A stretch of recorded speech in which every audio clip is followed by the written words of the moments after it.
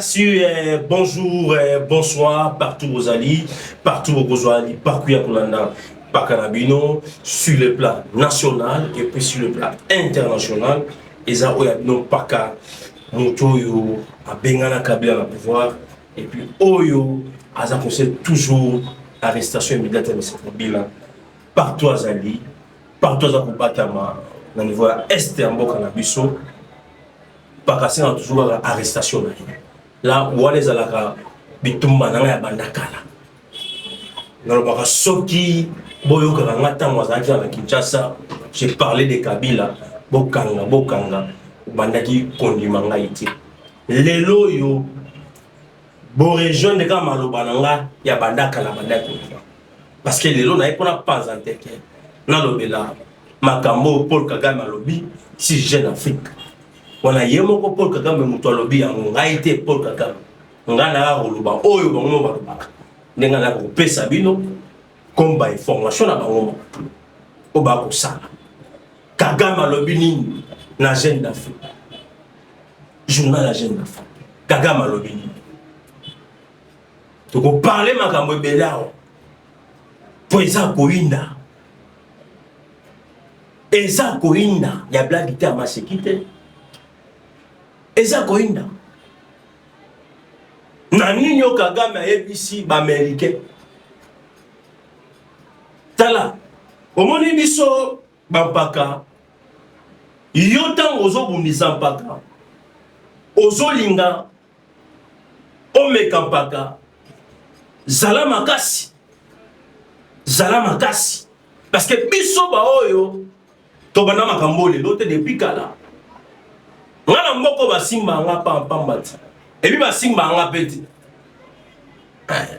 po musala ngezali ko pesa ba imboka information, musala ngezali ko défendre mboka nga soko sali malamu nako metelo maboko soko sali mabe nako lobaki osali mabe bongisa basala mutu reproche pour bongisa. C'est pour que Moutouana a bon, ça te reçoit dans le donc, awa, auquel on m'a soit awa, sali bon, pour que Sungayo au bon gissa. Baboun sans parate,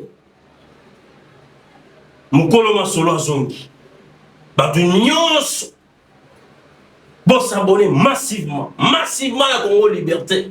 Bon, on a décidé, on a poto partout, on a décidé de s'abonner massivement. Makambo Siko et Bandi Siko à la île. Bilé ya kitoko compara Bandi à Siko. Il y a blague qui terme à ce qui peut être. Nous, rien que la vérité. Rien que. On doit dire ce qui se passe. Nakatamboka na beso. Yoko inanga na nini.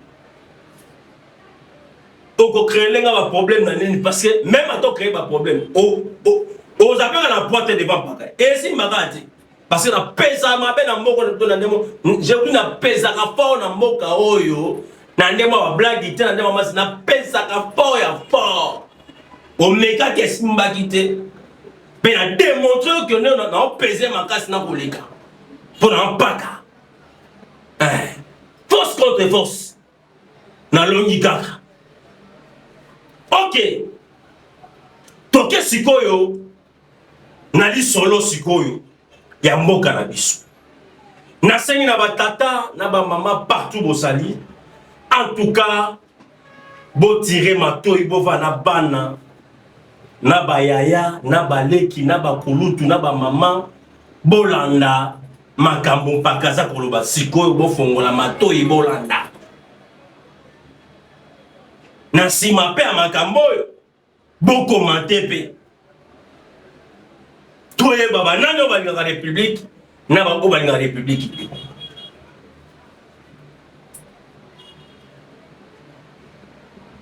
Paul Kagame pour te répéter le pays solo awa FRDC na ba petit na biso ba wazalendo en route vers Bukavu calé sous contrôle. Il y a un salendo na ba FRDC.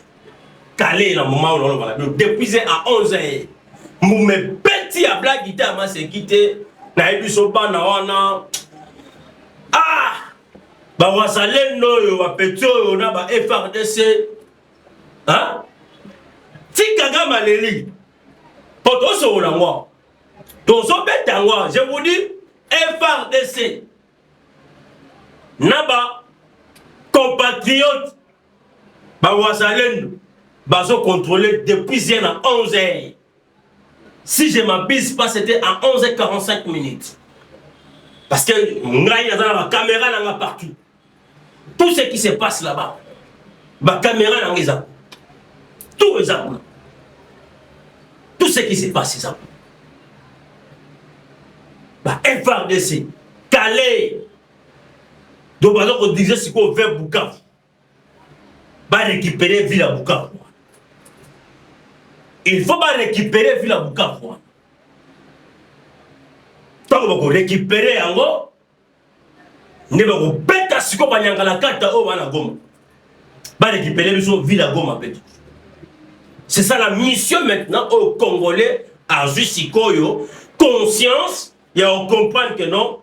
Ma belle à Fumukimbang, ma belle à Kimbavit, ma belle à Anouarit,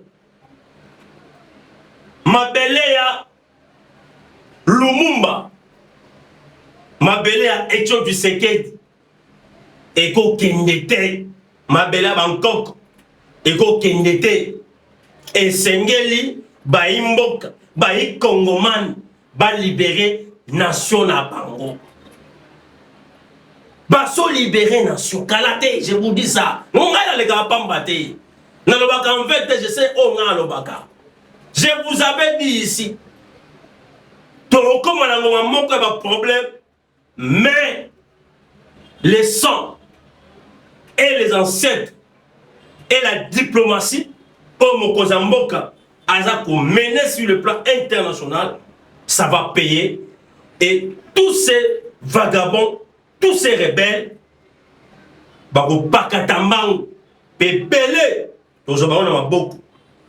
on va s'évanger contre ces gens qui ont bombé pour maman Nabiso, papa Nabiso, bana Nabiso, basi Nabiso. On va s'évanger. Pour te retirer à l'Ikambobo, tu as même payer cher dans sa vie. Là, je vous dis ça. J'encourage les Wazalendo. J'encourage les FARDC. Nous sommes derrière vous. La nation vous soutient. Le peuple est derrière vous. Vous devez faire votre boulot parce que vous prêtez serment pour vous défendre la nation. Et nous, notre rôle c'est quoi? De vous défendre sur tous les plans médiatiques, sur tous les plans, même financiers, même physiquement, même spirituellement. Nous sommes là pour vous défendre et pour vous accompagner dans tous ces plans-là. Et vous aussi, en tant que combattant, vous voyez, guerrier à terrain, au signance, au lapanaï, vous devez aussi faire votre boulot pour la combattre là. École Mboka na biso. Nous vous soutenons. Nous voyons combattants FARDC et le Wazalendo. On est derrière vous. Beaucoup d'habitants, Tozawana, Peto Kolonga Baga, Peto Kolonga Baga. Parce que, je vous dis, la RDC maintenant, les FARDC contrôlent maintenant plusieurs zones. Plusieurs zones. Et puis il y a quelques M23. Oh, le Missous. Bah, commis déjà, Kosundola Mandouk, bah, Kokima Likolanzala. Mais bah, quand ça va peuple congolais, oh, Nangazo Fouta, $500 par semaine, dans chaque M23. Naïbisi Bango, monsieur.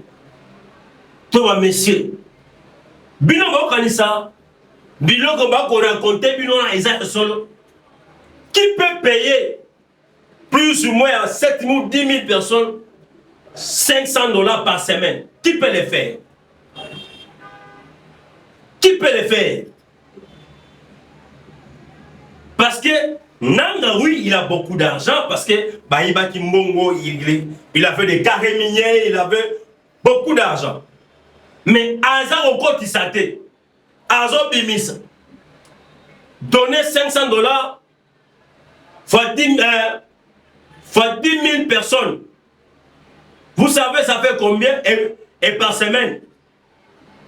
Le boss a la somme à Papa Kosayo. Oh, ça la somme à Papa Kosayo. On peut s'ambongo. Oh, ça la somme. Qui vous dit ça? Les lots M23. Bazo ça même na biscuit na maya comme na katazam.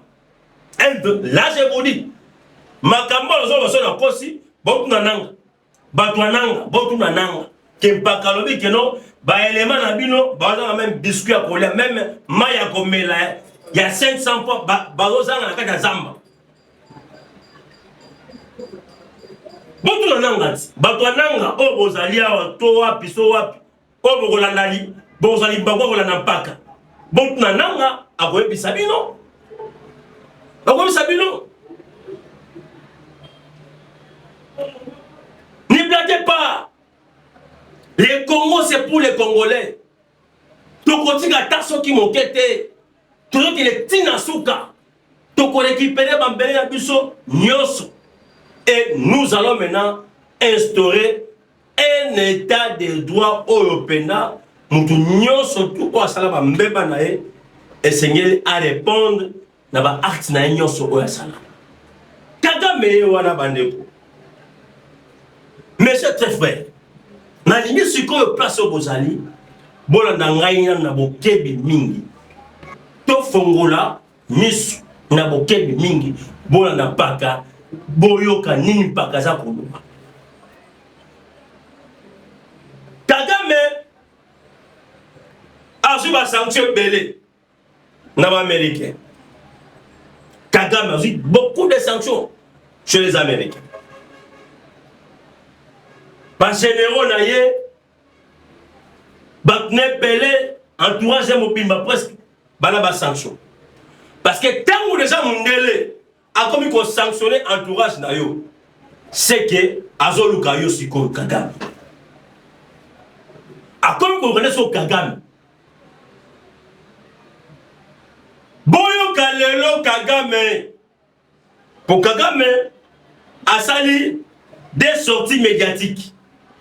Biloko yo, pour Swango, il faut y pas mpaka. Pour ça, Biloko yo. On est là au Congo Liberté TV, au Twitter, dans ce image en paka. C'est que Twitter, au soit pendant, Biloko ya solo. Ya solo ya blague itama se quitte. Yo vana ndaku, na paka, na bundaka, oyo kelanga jalousie comme ote. Ah, Matalio. Moi j'ai fait ça pour la République.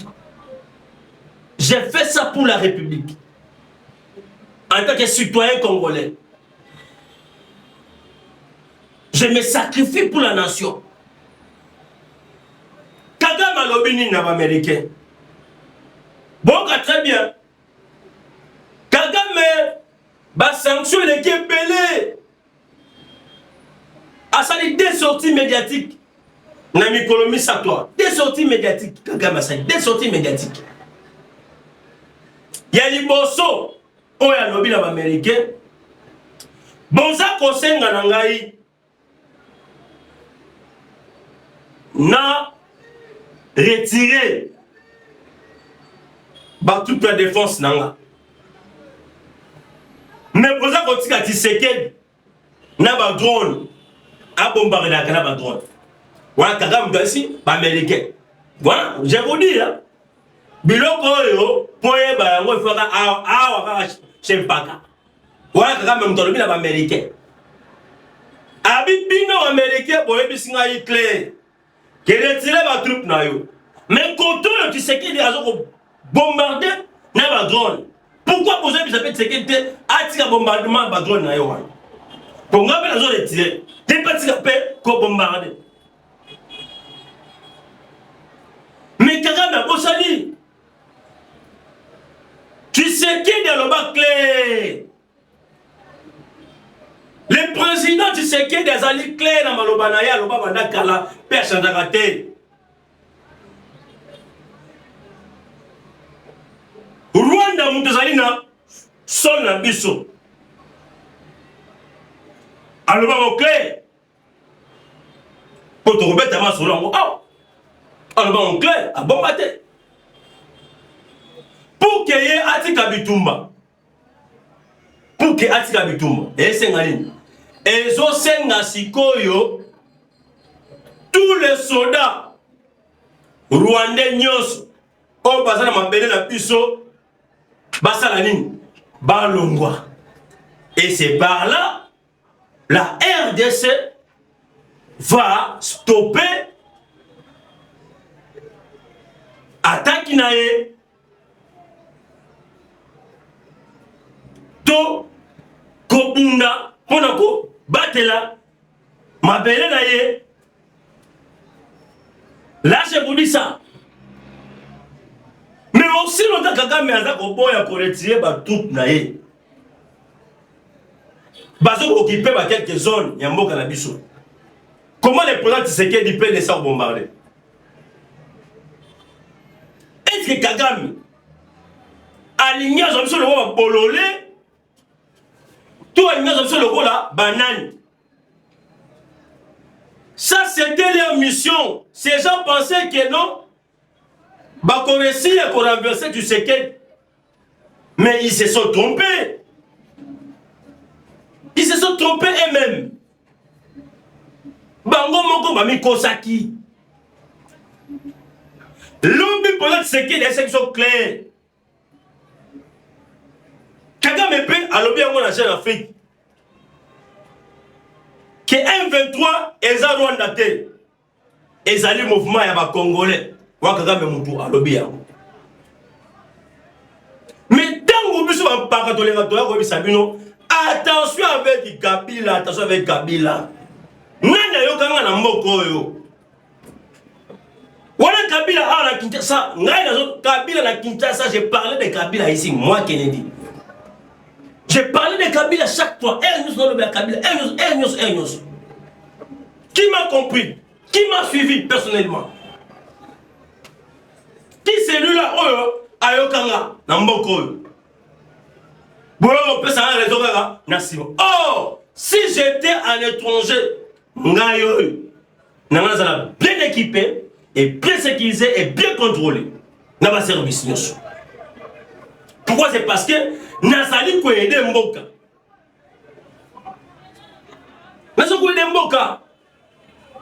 Nous sommes là pour l'intérêt de Mboka.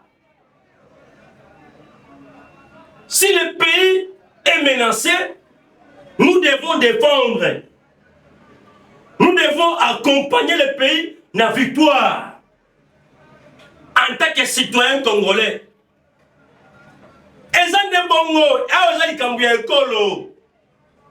Parce que la nation est menacée par un groupe des individus. Au Basali Koluka, il y a qu'on renverser le régime par des armes. Or, nous ne sommes pas dans ces époques-là qui les gens cherchent toujours en RDC et on dit pourquoi la Mandouki? Non, on n'est plus là. Nous ne sommes pas là. Nous ne sommes pas là-bas. Kagame Lelo Azo Bakeno M23 Eza mouvement à Rwanda, Eza mouvement à RDC. Mais les militaires rwandais, ce qui est un mouvement, il y a RDC, Eza Rwanda. Maintenant, les militaires rwandais, Baoutaka, Wap. Et qui donne ces militaires-là, rwandais? C'est pas Kagame. Qui est le géniteur de tous ces bêtises là-bas. On sait que c'est Kabila qui est derrière ça. Mais qui est le géniteur de Kabila? C'est Kagame. Parce qu'il a malobanaye à l'objet des fois. Que non, Kabila, s'il a pris sa position, c'est parce qu'il a été condamné par mort. Condamné de mort. Et deuxièmement, le régime en place, et bon, tout là, il va bien aller. Mais dit, Kagame oza okosa banani na mboko. To, na Afrique, to, na mboka bapaya msusu. Okosa banani. Kinga kati ya mwana. Ezala Kabila te. Na ya botola yango. Il donne ya mwana. Ndenge na yoga. Il paraît que ezala ka mwana. Il donne hôtel, il donne. Il paraît que ezala ka mwana. Ndenge na yoga. Il paraît que. Ndenge na yoga.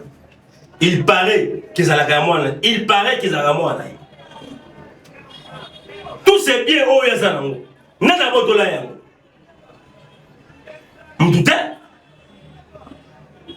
Mutute ako sabino te Kabila yebi mabe aza kosala so bazaki mutu malamu il n'allait pas fuir Kinshasa il n'allait pas fuir Kinshasa tellement ça mutu mabe aza assassin c'est pourquoi ça dit que non pour faire les bêtises il faut toujours fuir Kinshasa sinon ba okangai. Projet Tshisekedi à l'objet clair que Kabila n'a si ma bilo koana batebele babi mais comment on a dit oh mais il est le garant de la nation, il est le premier citoyen république oh à leur information mboka à chaque seconde à chaque minute n'a pas service na union mboka il est informé par ses services à renseignement par ma service à sécurité. Le président est informé à chaque seconde et à chaque minute. Quand il vous parle, c'est qu'il sait ce qu'il est en train de dire.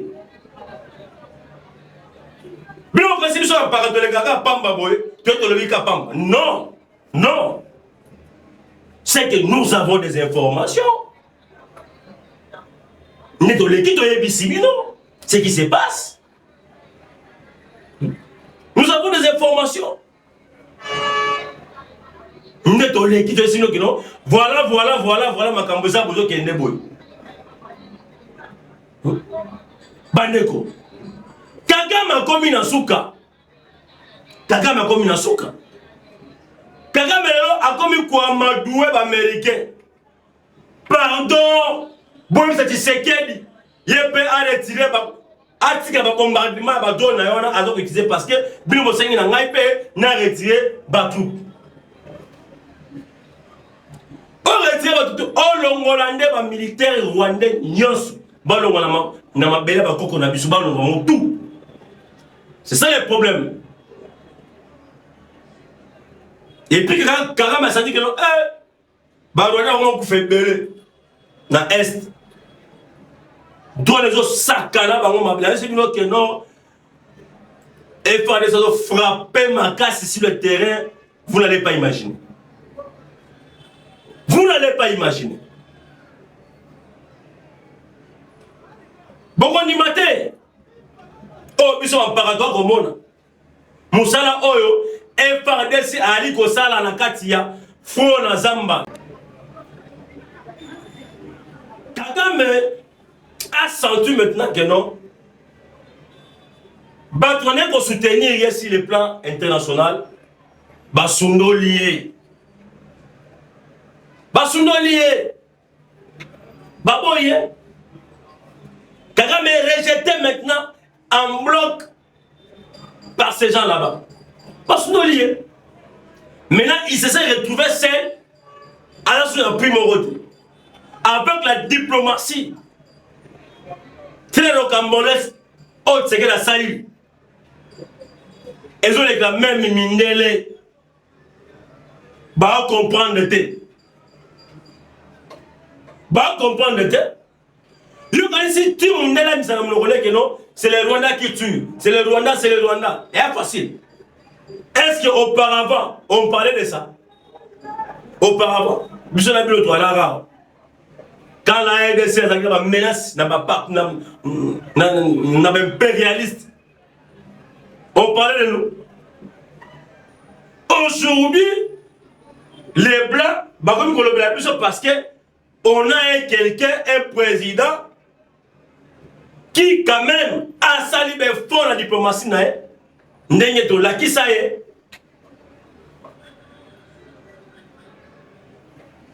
A réussi à mettre Bakona devant un fait accompli. Quand même, l'oiseau bang à ma paix, soyez vous éviter. Mais de yeux sur la kimia. Mais quand même, sur la kimia, quand même, sur la kimia, je vous dis. Après la kimia, Azoban la kimia, c'est que la côte est partout. Bisika va y avoir côte. N'est pas ce qu'il pas côte guna. Skoyo, ton nom on a na osiko. Tout à ce qu'on a dit ko solo là, collègue à moninga. Faut faire démontrer que non, c'est lui le maître de diplomatie. Il est maître de diplomatie pour les moments. Très cher frère. Et Sengelito, tout ça la debout pour la route de la moko. Parce que ceux qui ont des moko, nous avons des moko à cause de la tête. Le col de moko, mon colomboka. Toi, la mboka, toi, la mboka, moko. Ceux qui le et qui biso. Même nos aïeux parents, place Bazali, on s'est pélaté. Place où va Kenna na sama belé, on s'est pélaté, bisoté, biso, on va tikala. Pour Sengeli, biso, on va tikali. To bunda bitumba oyo, to longa oyo ba e para na biso ba longa te biso to longa yango. To ki la mission wana to longa yango. Parce que je vous avais dit que non. Nakoya, na esaki bino que non. Je vais parler sur l'importance au batubaza ko ganga toi dans les réseaux sociaux, koloba loba loba. Par rapport à la constitution, je reviendrai sur ça aussi. C'est très important. Je dis bien, c'est très important, s'il vous plaît. C'est très important de parler sur ça aussi. Pour faire comprendre à la population, le plus important, il y a changement et le courant. Avantage nango esanini envers les peuples congolais. Ce que le peuple est en train de faire, demain, il ne sera pas là. Quand ne vous trompez pas, le peuple n'est pas éternel. Il est humain comme tout autre humain. Il va quitter. Mais pour quitter le pouvoir, il va nous laisser quel avenir de la République. C'est là qu'il faut se poser des questions. Mes très chers frères, très chers Congolais, mes amis, mes frères congolais, après Tshisekedi, quel sera le Congo? C'est là qu'il faut se poser des questions. C'est là qu'il faut se poser des questions. Est-ce que nous voulons que le président Tshisekedi, après lui, on ait un Congo toujours, on plaire toujours, où il y a toujours des misères? Non. Moi je dis non. Non. Nous on veut que le président est là.